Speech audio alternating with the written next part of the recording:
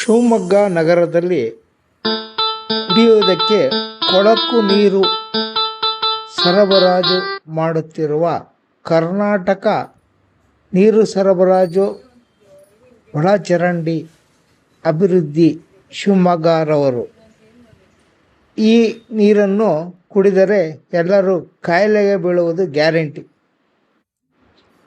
ಇಂತಹ ನೀರನ್ನು ಕುಡಿಸುವ ಮೂಲಕ ಜನಗಳಿಗೆ ರೋಗ ರುಜಿನಗಳು ಹೆಚ್ಚಾಗಲಿ ಎಂದು, ಮಕ್ಕಳ ಆರೋಗ್ಯ ಕೆಡಲಿ ಎಂದು ಈ ಸರಬರಾಜು ಇಲಾಖೆ ಇಂತಹ ನೀರನ್ನು ಸಾರ್ವಜನಿಕರಿಗೆ ನೀಡುತ್ತಿರಬಹುದು ಎನ್ನುವ ಹಲವು ಅನುಮಾನಗಳು ಮೂಡಿದೆ.